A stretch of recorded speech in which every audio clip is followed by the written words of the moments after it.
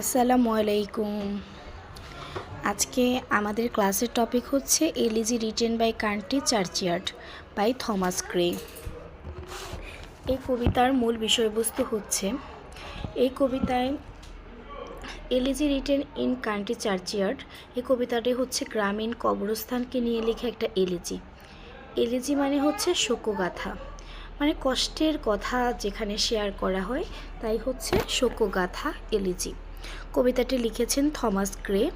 মৃত্যু, খ্যাতি ও মানব জীবনের অনিবার্য পরিণতি নিয়ে লিখেছেন এই কবিতাটি।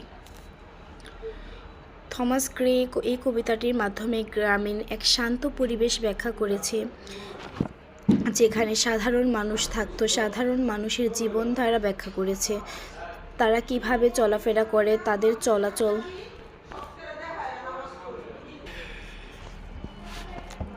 গ্রামের মানুষের চলাচল, তাদের জীবনধারা এবং তাদের বিভিন্ন বিষয়বস্তু নিয়ে এই কবিতাটিতে আলোচনা করেছে। প্রথমে আমরা এই কবিতা থেকে কবিতার সামারিটা দেখব। The poem begins in a quiet village. The poem begins in a quiet village at evening. The curfew bell rings, hearts move slowly. কবিতাটি শুরু হয়েছিল একটি শান্ত ভিলেজের সন্ধ্যাবেলা। কারফিউ বেল রিংস বলতে সন্ধ্যাবেলা ঘন্টা বাজানোর কথা বলা হয়েছে। Herds move slowly. The ploughman goes home tired, Gray reflects on life and death. কবিতাটিতে থমাস গ্রে কি রিফ্লেক্টস করেছে? জীবন এবং মৃত্যু। Death is equal for rich and poor. মৃত্যুটা সবার জন্য সমান, ধনী এবং গরিব। Even ordinary villagers have value and deserve respect.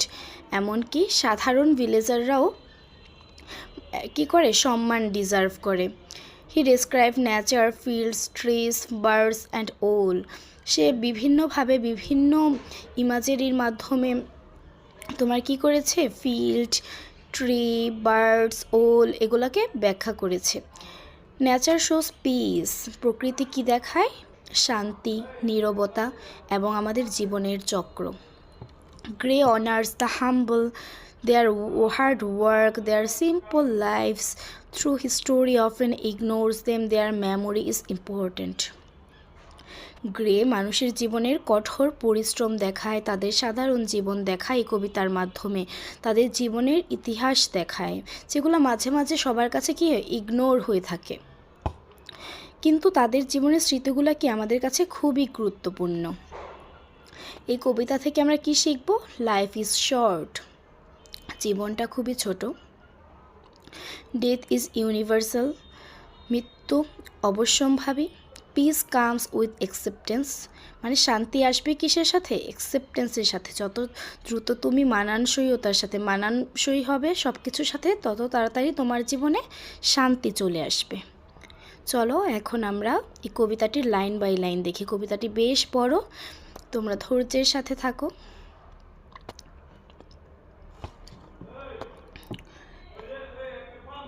The curfew tolls the knell of parting day.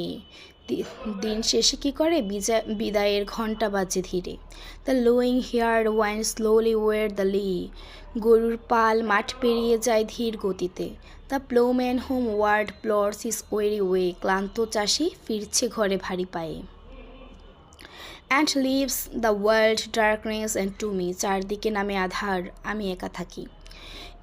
এই কবিতাটির এই প্রথম 4টা লাইন দিয়ে কি বোঝানো হয়েছে দেখো। এখানে কারফিউ টলস মানে কি, যেখানে ঘন্টার কথা বলেছে, এই ঘন্টাটা তোমরা ইমাজিন করো আমাদের মাগরিবের আজানের সাথে। ধরো একটা গ্রাম্য পরিবেশে মাগরিবের আজানের সময় কি সিনারিও ঘটে দেখো, তুমি চোখটা বন্ধ করে কল্পনা করো কি ঘটে। ধরো একদল ছেলে পেলে মাঠে খেলছে, আজান দেওয়ার সাথে সাথে কি করে? তারা বাড়ির উদ্দেশ্যে রওনা দেয়। সবাই খেলা থামিয়ে যে যেভাবেই আছে ওইভাবে পজ করে যার যার বাড়ির উদ্দেশ্যে রওনা দেয়।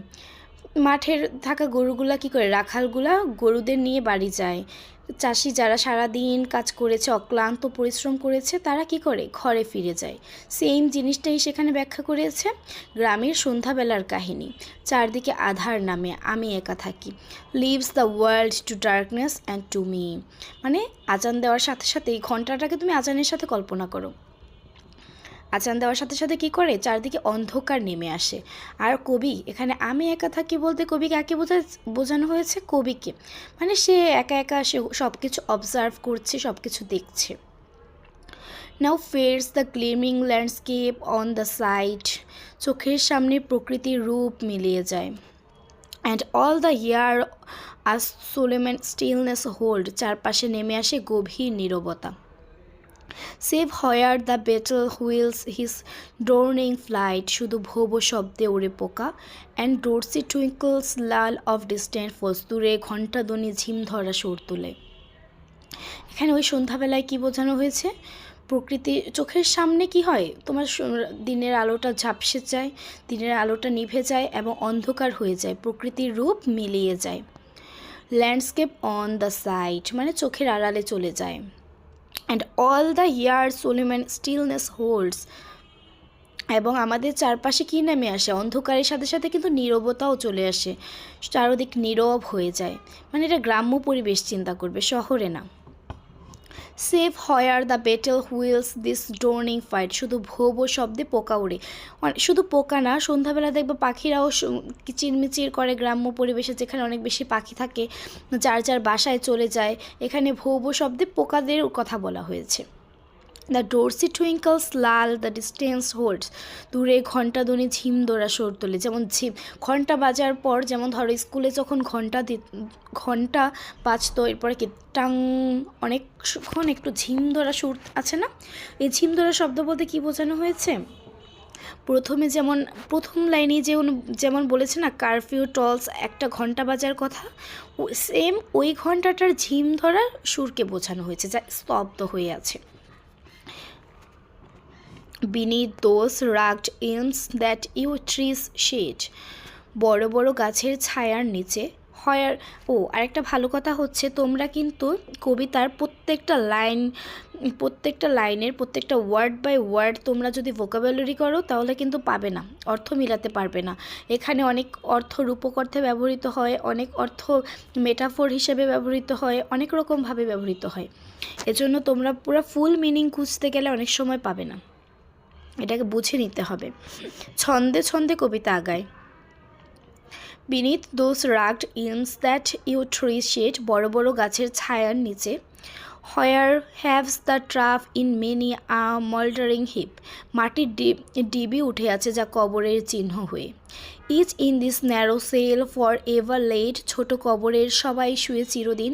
The rude forefathers of the hamlet sleep, গ্রামের সাধারণ পূর্বপুরুষ ঘুমিয়ে আছে সেখানে।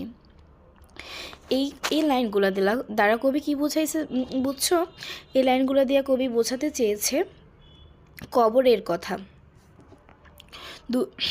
বড় বড় গাছের ছায়ার নিচে অন্ধকার কবরের প্রতিচ্ছবি তুলে ধরেছে, যেখানে মাটির ডিবি উঠে আছে। দেখবা কবরের উপরে যে মাটির ডিবি বলতে কী বোঝানো হয়েছে, কবরের উপরে যে উপরের অংশটা থাকে না, ওইটাই মাটির ডিবি। ওখানে কবরের চিহ্ন হয়ে আছে, যেমন প্রত্যেকটা ডিবি এক একটা কবরের চিহ্ন। ছোট কবরে সবাই শুয়ে আছে চিরদিন, ওই ছোট্ট একটা ঘরে, অন্ধকার ঘরে সবাই শুয়ে আছে। গ্রামের সাধারণ মানুষ বলো, অসাধারণ মানুষ বলো, জ্ঞানী মানুষ বলো, তারপর তোমার বড় বড় মানুষ বলো, যেই মানুষই হোক সবাই ঘুমিয়ে আছে সেখানে। সাধারণ অসাধারণ খ্যাতিপূর্ণ মানুষ সবাই সেখানে ঘুমিয়ে আছে, সেম লেভেলে, সেমভাবে।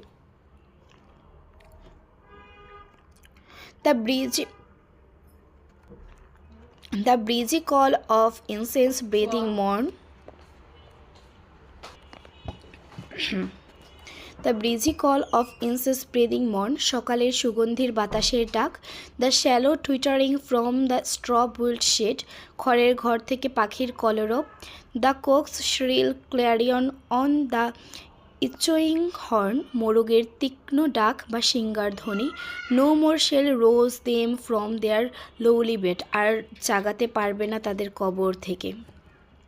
সে তখন প্রথমে কবরের মানুষদের কথা চিন্তা করেছে, কিভাবে তারা শুয়ে আছে এই ছোট্ট অন্ধকার ঘরে, অন্ধকার মাটির ডিবিতে। তারপর বলেছে ওই মানুষের পরিস্থিতির কথা, সকালের সুগন্ধি বাতাসের ডাক তাকে আর কবর থেকে জাগাতে পারবে না। খড়ের ঘর থেকে পাখির কলরব তাকে আর জাগাতে পারবে না। মোরগের তীক্ষ্ণ ডাক বা সিঙ্গার ধ্বনি তাকে আর জাগাতে পারবে না কবর থেকে। এখানে কবিতায় প্রত্যেকটা লাইন কি মিনিং করেছে, যে জাগতিক কোনো কিছুর সাথে কবরবাসীর কোনো সংযোগ নেই। যত যাই হোক না কেন কবরবাসী আর কখনোই জেগে উঠবে না, তারা চিরকালের জন্য কি কবরে শায়িত হয়েছে, এটাই বোঝানো হয়েছে।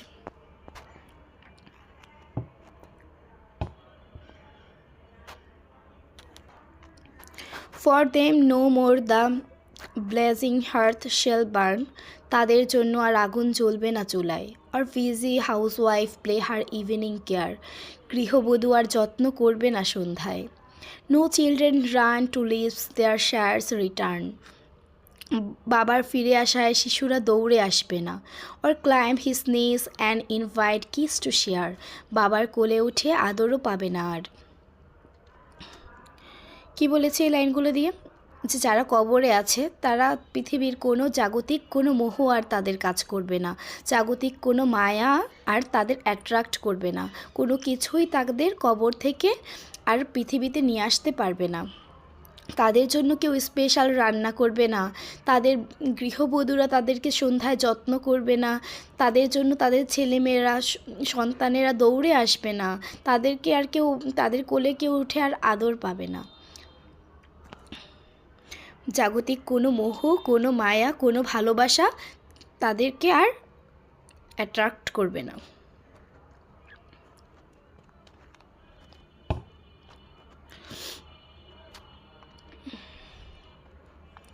Oft did the harvest to their sickle yield, এক সময় তারা কাস্তে দিয়ে শস্য কাটত। Their furrow oft the stubborn clevy has broke, তাদের লাঙল শক্ত শক্ত মাটি চাষ করছে বারবার। How jocund did they drive their team afield, কত আনন্দে তারা গরু নিয়ে মাঠে কাজ করত। How bowed wood beneath their sturdy stroke, তাদের শক্ত আঘাতে গাছ পড়ে যেত বনে। Let not ambition mock their useful toil, তাদের পরিশ্রমকে উচ্চাকাঙ্ক্ষীরা যেন তুচ্ছ না করে। এখন বলা হয়েছে কবরবাসীদের আগেরকার জীবনের কথা।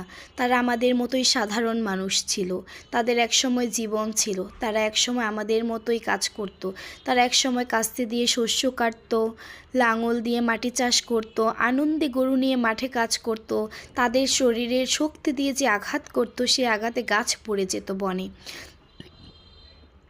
আবার সকলকে একটা ওয়ার্নিং দিচ্ছে, let not ambition mock their useful toil, তাদের পরিশ্রমকে উচ্চাকাঙ্ক্ষীরা যেন তুচ্ছ না করে। তারা যে পরিশ্রম করতো তারা মারা গিয়েছে, এজন্য কখনোই তাদের পরিশ্রমকে তুচ্ছ করা যাবে না। Their homely joys and destiny obscure, তাদের সাধারণ সুখ আর অখ্যাত জীবনকে অবহেলা নয়। Nor grandeur hear with a disdainful smile, ধনী গরিবরা যেন অবজ্ঞার হাসি না হাসে। The short and simple annals of the poor, গরিব মানুষের সহজ জীবন কাহিনী শুনে। The boast of the heraldry, the pomp of power, বংশের গৌরব বা ক্ষমতার অহংকার। মানে কি বোঝানো হয়েছে, তাদের এই সাধারণ সুখ কোনো অবহেলা নয়, মানে তাদের সাধারণ মানুষের কথাকে বলা হয়েছে। সাধারণ মানুষের এই তোমার মাঠে চাষ করা, গরু নিয়ে মাঠে খেলা করার মতো আনন্দ, গাছ কাটার আনন্দ, এগুলাকে কখনোই অবহেলা করা যাবে না। ধনী গর্বীরা যারা গৌরব করে, অহংকারীরা যেন এগুলো নিয়ে অবজ্ঞা না করে। গরিব মানুষের সহজ জীবন কাহিনী শুনে তারা যেন হেসে না ওঠে। সবাইকে কি করতে হবে, এগুলা সম্মান করতে হবে, অবজ্ঞা করা যাবে না।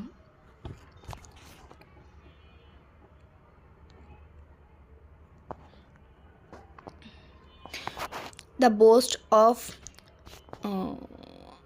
boast of heraldry, the pomp of power, বংশের গৌরব বা ক্ষমতার অহংকার। And all the beauty, all that wealth are gave, সৌন্দর্য বা সম্পদ যা কিছু দেয়। Awaits alike the invisible hour, সবাইকে একদিন মৃত্যু মুখোমুখি হতে হবে। The path of glory lead but to the grave, সব গৌরবের শেষ পথ কবরেই গিয়ে বসে। মানে এখানে কবি বোঝাতে চেয়েছে কিসের এত অহংকার, কিসের গৌরব, কিসের ক্ষমতা, কিসের সৌন্দর্য, কিসের সম্পদ। সবাইকে তো একদিন মৃত্যুর মুখোমুখি হতে হবে। সবাইকে কি করতে হবে? সব গৌরবের শেষে কবরে গিয়েই মিশতে হবে। এখানে কবি কি করেছে? সবাইকে, রিডার্সদেরকে সচেতন করেছে, মৃত্যু সচেতন করেছে।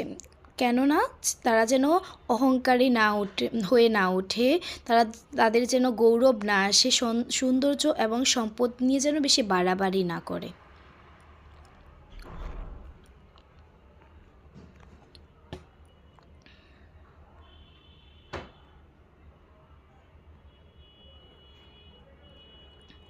Nor you we proud impute to theirs the fault, হে গর্বিত মানুষ, তাদের দোষ দিও না। The memory o'er their tomb no trophies raise, যদি তাদের কবরের উপর স্মৃতিচিহ্ন না থাকে, where through the long drawn aisle the fretted vault, গির্জার দীর্ঘ করিডোরে বা অলঙ্কৃত ছাদের নিচে, the pealing anthem swells the note of praise, প্রশংসার সঙ্গীত ধ্বনিত না হলে, can storied urn the intimate bust, শোভাময় সমাধি বা জীবন্ত মূর্তি কি, back to its mansion call the fleeting breath, ফিরিয়ে আনতে পারে হারানো প্রাণ। Can honour's voice provoke the silent dust, সম্মানের ডাক কি জাগাতে পারে মৃতদেহকে। একটু আগে কবি ব্যাখ্যা করেছিল কি, যে সবাইকে সচেতন করেছিল যেন মানুষ অহংকারী না হয়ে ওঠে। এখন আবার তাদের মানুষের সাপোর্টে বলেছে তাদের কি দোষ। তাদের কি দোষ বলতে কাদের বলা হয়েছে? কবরবাসীকে, যাদের কবরের উপর যদি স্মৃতিচিহ্ন না থাকে, গির্জার দীর্ঘ করিডোরে অলঙ্কৃত ছাদের নিচে যদি না থাকে, প্রশংসার সঙ্গীত ধ্বনিত না হলেও, মানে কি তাদের জন্য যদি কোনো প্রশংসা করা না হয়, শোভাময় সমাধি বা জীবন্ত মূর্তি কি ফিরিয়ে আনতে পারে, মানে জীবন্ত মূর্তি কি মানুষের প্রাণ ফিরিয়ে আনতে পারে? জীবন্ত মূর্তি কি, ধরো এখানে অন্য ধর্মের মানুষরা যেমন মূর্তি পূজা করে, তাদের বলা হয়েছে জীবন্ত মূর্তি কি কখনো প্রাণ ফিরিয়ে আনতে পারে? সম্মানের ডাক কি জাগাতে পারে মৃতদেহকে? ধরো তুমি সম্মান দিয়ে ডাক দিলে, তা কি কখনো মৃতদেহকে জাগাতে পারবে? Or flattery soothe the dull cold ear of the death, চাটুকারিতা কি মৃত্যুর বধির কানে পৌঁছায়?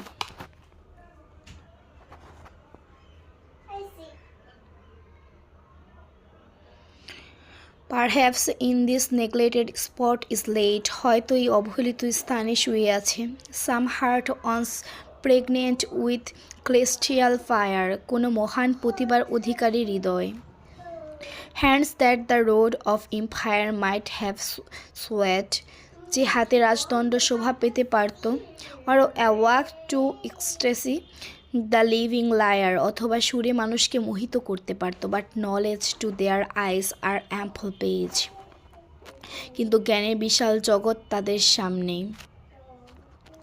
Rich with the spoils of time did ne'er unroll, কখনো উক্ত করা হয়নি।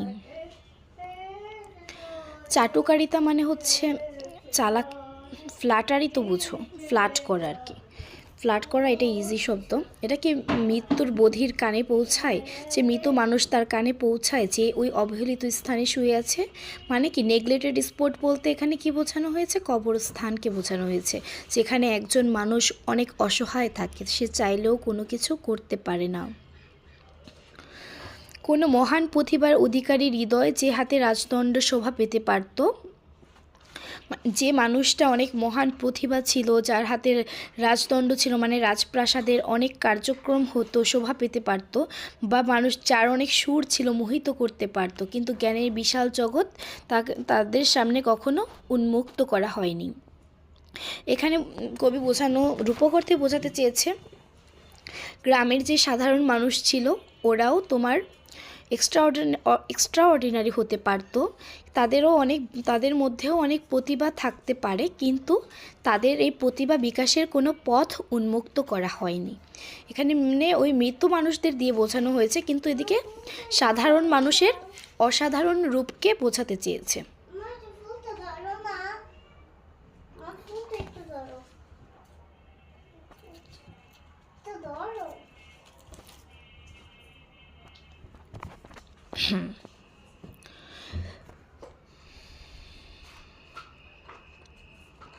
চিল পিনিয়রি রিপ্রেসড দেয়ার নোবেল রেজ, দারিদ্র্যের তাদের প্রতিভাকে ধমিয়ে রেখেছে। কেন উন্মুক্ত করা হয়নি, এখন কবি ব্যাখ্যা করেছে।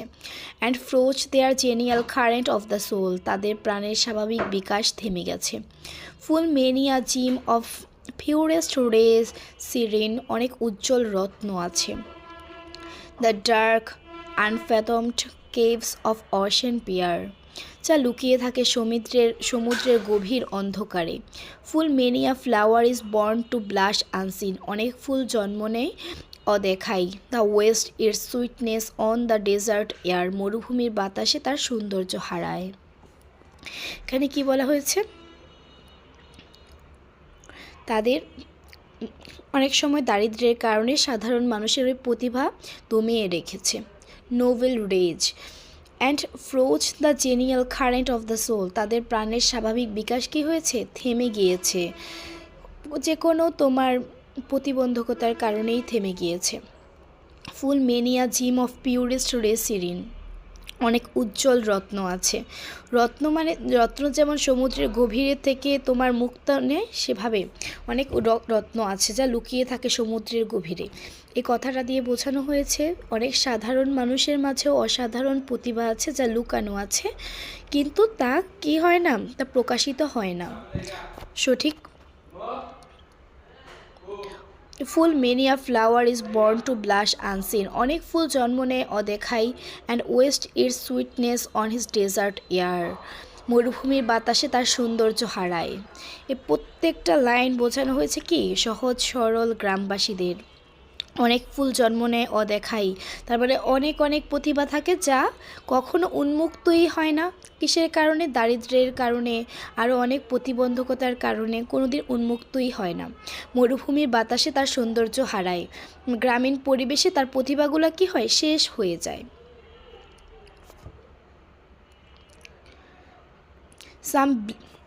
সাম village Hampden that with dauntless breast, কোনো গ্রামের সাহসী মানুষ, the little tyrant of this field withstood, নিজ এলাকার অত্যাচারীর বিরুদ্ধে দাঁড়িয়েছিল। Some mute inglorious Milton here may rest, এখানে হয়তো কোনো অখ্যাত মিল্টন ঘুমিয়ে আছে। Some Cromwell guiltless of his country's blood, অথবা এমন কোনো ক্রমওয়েল যে রক্তপাত করেনি। The applause of listening senates to command, সংসদের প্রশংসা লাভ করা। The threads of pain and ruin to despise, ভয় ও ধ্বংসকে তুচ্ছ করা। এখানে কি বোঝানো হয়েছে, কোনো সাম ভিলেজ হ্যাম্পটেন, গ্রামের সাহসী মানুষকে বোঝানো হয়েছে যারা অত্যাচারীদের বিরুদ্ধে দাঁড়িয়েছিল। সাম মিউট ইনগ্লোরিয়াস মিল্টন, এখানে অনেক মিল্টন ঘুমিয়ে আছে, অখ্যাত মিল্টন ঘুমিয়ে আছে বলতে অনেক অর্ডিনারি মানুষ আছে গ্রামের, সাধারণ মানুষের মধ্যে অনেক এক্সট্রাঅর্ডিনারি প্রতিভা আছে যাদের, তারা হয়তো ঘুমিয়ে আছে, মানে তাদের প্রতিভা বিকাশ হয়নি। অথবা এমন কোনো ক্রমওয়েল যে রক্তপাত করেনি।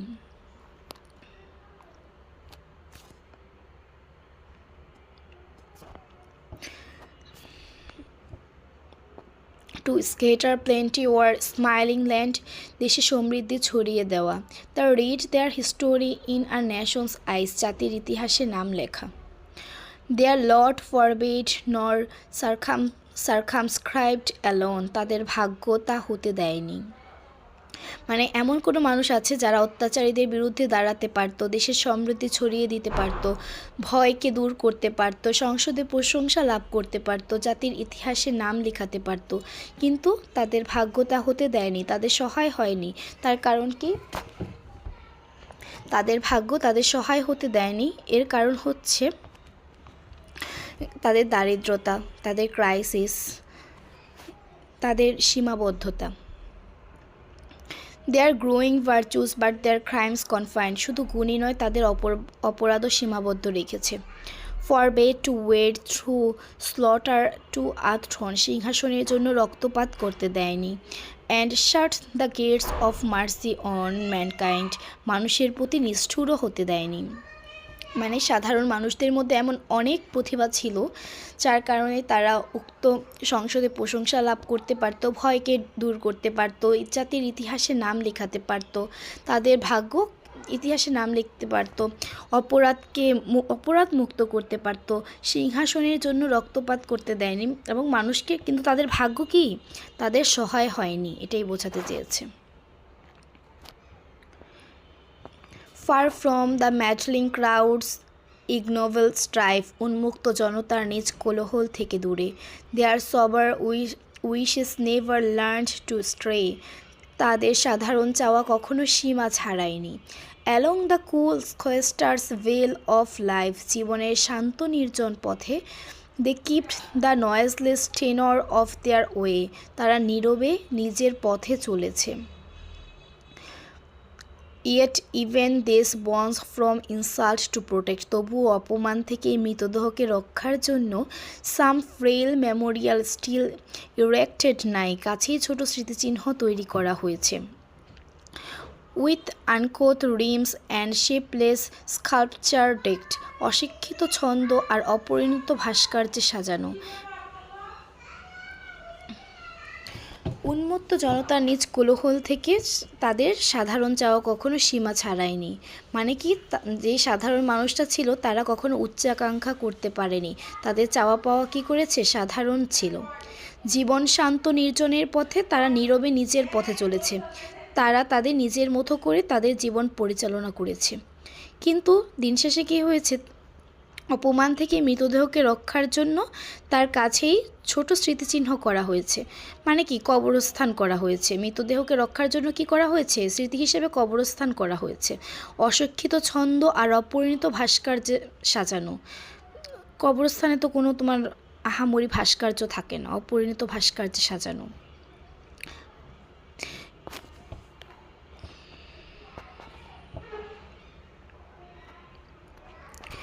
implores the passing tribute of a sigh, পথিকের কাছ থেকে একটুখানি দীর্ঘশ্বাস চায়।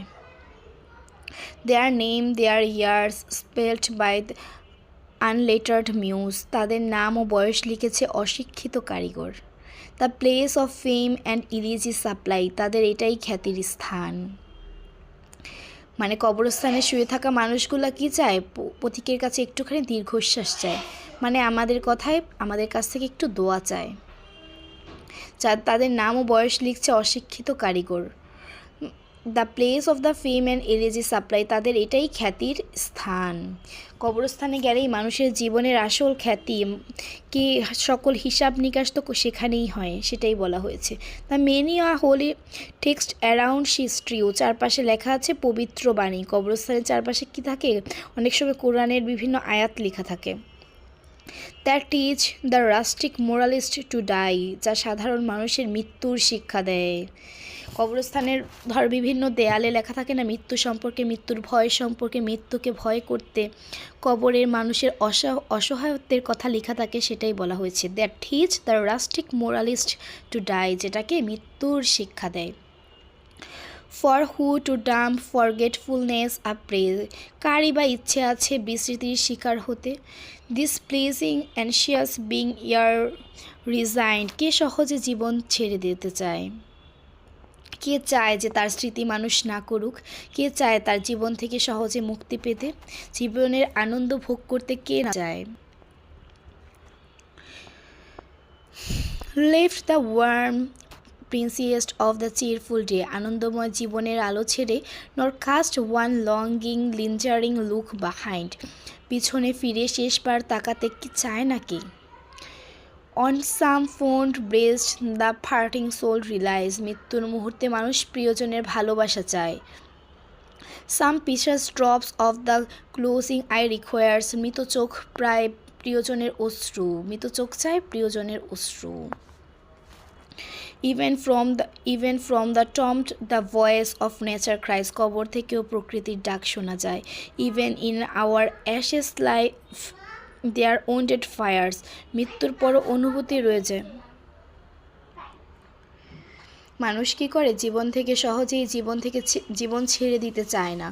আনন্দময় জীবনের আলো ছেড়ে কখনোই চায় না যে অন্ধকার জীবনে যেতে, পেছনে ফিরে শেষবার তাকাতে চায় নাকি? সবাই চায়, সবাই চায় জীবনের পেছনে তাকাতে, তার প্রিয়জনের ভালোবাসা ভোগ করতে। মৃত চোখ চায় কি? প্রিয়জনের অশ্রু। অশ্রু বলতে এখানে প্রিয়জনের ভালোবাসা চায়, দোয়া চায়। কবর থেকে প্রকৃতির ডাক শোনা যায়। Even our ashes live their wonted fires. মৃত্যুর পরও কী করে? অনুভূতি রয়ে যায়।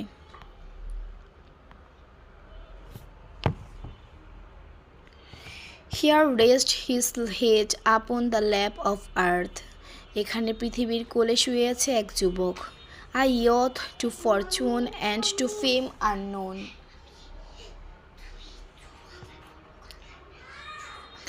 যে ভাগ্য তার খ্যাতির কাছে ছিল অজানা। Here's rest his head upon the lap of earth. এখানে পৃথিবীর কোলে শুয়ে আছে এক যুবক। A youth to fortune and to fame unknown. যে ভাগ্য ও খ্যাতির কাছে ছিল অজানা। Fair science frowned not on his humble birth. জ্ঞান তাকে অবহেলা করেনি। And melancholy mark him for her own. বিষণ্ণতা ছিল তার সঙ্গী। এখানে একটি যুবকের কথা বলা হয়েছে। ভাগ্য ও খ্যাতির কাছে কে ছিল? আননোন ছিল। Fortune and fame. Fair science frowned not on his humble birth. কিন্তু তার জ্ঞান তাকে অবহেলা করেনি। তার কি ছিল? অনেক জ্ঞান ছিল। Melancholy marked him for her own. বিষণ্ণতা ছিল তার সঙ্গী। Large was his boundary and his soul sincere. তার হৃদয় ছিল উদার ও আন্তরিক। Heaven did a recompense as large sent. স্বর্গ তাকে পুরস্কৃত করেছে।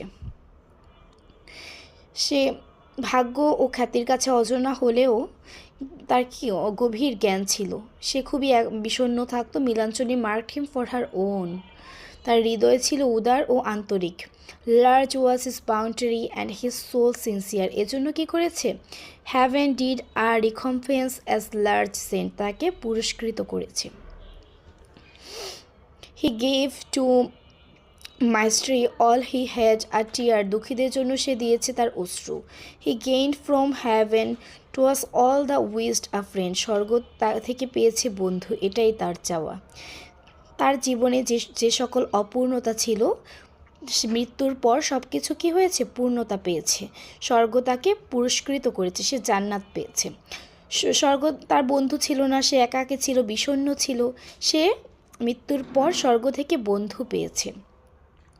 No farther seek his merits to disclose. তার গুণ আর খুঁজে দেখো না। অর ড্র হিজ কি ফ্রাইলটাইজ ফ্রম দেয়ার ড্রেড অ্যাভোর্ড। তার দুর্বলতাও প্রকাশ করো না। There they alike in trembling hope repose. সবাই এখন শান্তিতে বিশ্রাম নিচ্ছে।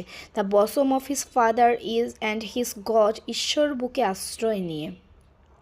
এখন আর কি মৃত্যুর পরে আর তার দোষ গুণ খুঁজে লাভ নেই। এখন আর তার দুর্বলতাও প্রকাশ করে লাভ নেই। এখন সে যেহেতু স্বর্গে গিয়েছে, তাই সে শান্তিতে বিশ্রাম নিচ্ছে ঈশ্বরের বুকে আশ্রয় নিয়ে। কবিতাটা কি বুঝতে পেরেছ? বিশাল বড় কবিতা।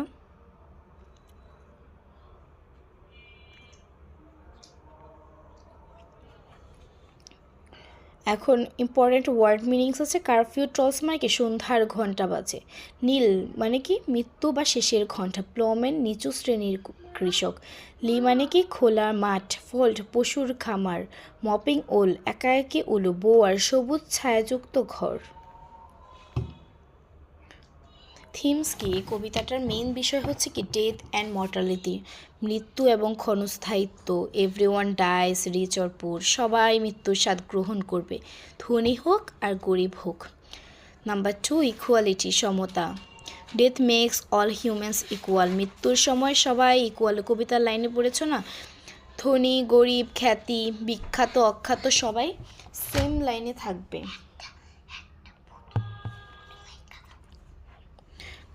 মেমোরি অ্যান্ড লিগেসি, স্মৃতি ও উত্তরাধিকার। Even the humble deserve two be remembered. Rural life and nature, গ্রামীণ জীবন ও প্রকৃতি। Nature reflects human life and calmness. গ্রামীণ জীবনে যে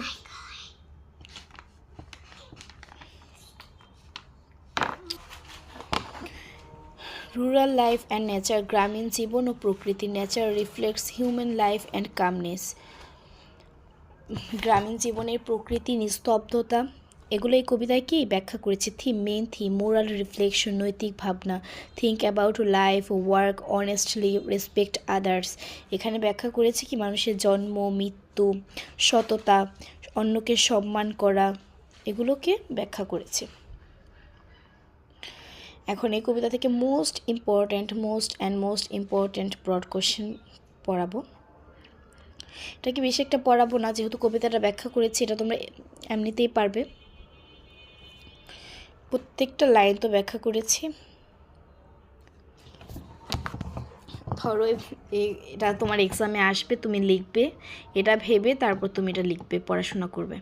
how does Gray glorify the common man in Elegy written in a country churchyard. কীভাবে সাধারণ মানুষকে কী করেছে, glorify করেছে এই কবিতাটার মাধ্যমে। In Elegy written in a country churchyard 1751, Thomas Gray.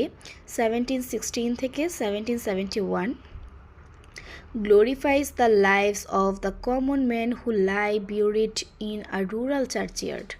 কি গ্লোরিফাই করেছে, সাধারণ মানুষকে যারা একটি চার্চইয়ার্ডে মানে কবরস্থানে শুয়ে আছে।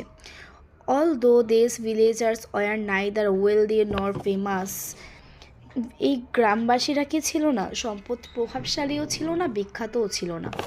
Grey believes their lives held great value and beauty. Gray বিশ্বাস করত তাদের জীবনের কি আসল মূল্য এবং সৌন্দর্যটা। He uses gentle and respectful language to honour their contributions.